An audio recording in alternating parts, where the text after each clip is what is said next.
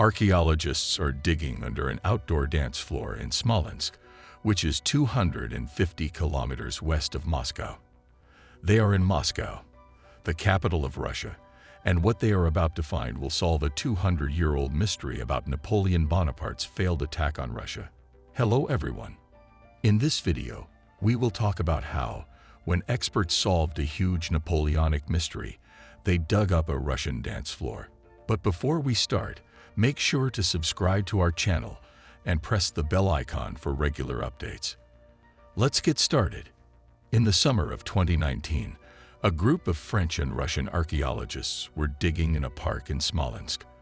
What they found would help solve a long-standing mystery about General Charles-Étienne Guyton, who was one of Napoleon's favorite top military leaders and one of the most successful in battle. Gut was one of the many generals who helped Napoleon in his seemingly endless battles across Eurasia. The Arc de Triomphe is also named after him.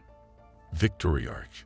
Where Deschamps Avenue ends, Eli says we'll talk more about the shocking discovery made by the archaeologists and small-skinned people soon. For now, let's learn more about the main character of our story, Charles Eyre. His fancy name tells us right away that he was born into France's aristocracy in 1768, when King Louis XVI was still in power. Bonaparte, who would become Emperor of France, went to this exclusive school when he was 9 years old, in 1779. 60 boys came from rich families, and the other 60 came from poor noble families on scholarships. In such a small school, Napoleon, who came from a strange family with strange tastes and skills, was one of the best. Guyton was about 18 months older than Napoleon, so they probably knew each other. Even though the French Revolution started in 1789, it doesn't seem to have had much of an effect on Guyton's military career by 1791.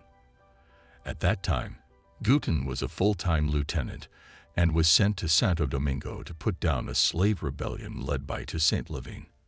After that, he went back to France, and in 1793, his uncle, General Étienne Guyton, gave him the job of aide-de-camp.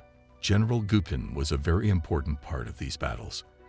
In 1805, UC led the 3rd Division of Napoleon's Grand Army. Even though he was at the bottom of the elevator, he was known at this point as a brave leader who wasn't afraid to fight. During the Battle of our State, Jena, in 1806, he showed how brave he was and how much he wanted to win. At the Battle of Wagram in 1809, Napoleon's soldiers killed 80,000 Austrians. Napoleon sent his army to invade Russia in 1812. Guyton was in charge of the 3rd Division of a corps led by Marshal Davout. Napoleon thought that he could beat Russia in 30 days with the biggest army in history, which had 685,000 soldiers. In June 1812, the French army marched into Russia, but the Russians avoided a full-scale battle by retreating and going back to their scorched earth strategy, which involved setting fire to their own infrastructure to stop the French from getting the supplies they needed. In the early stages of the campaign, there was one major battle, the Battle of Smolensk, which Napoleon won. During the melee, a cannonball hit Guyton in the legs. His left leg was almost completely destroyed, and his right calf was shot off. The badly hurt general was taken to Smolensk. So the French won at Valentia, but they lost about 7,000 people, including one of their most famous generals.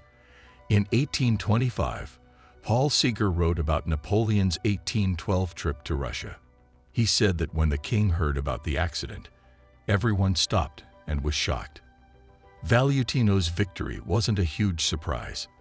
The next day, Napoleon went to Guyton's bedside and asked the doctors to cut off his worst leg to save his general. He saw the operation, but the next day, Guyton died of gangrene, which made the king powerless. The Napoleon Foundation website says that in his 14th message, Napoleon wrote a nice piece called Memorial of Goodness. Even though they got to Moscow, the Russian army ran away after setting fire to their city. Gut's heart was taken out after he died, brought back to France, and buried at the Père Lachaise cemetery in Paris. If it was a hard winter, the rest of his body was buried in Smolensk.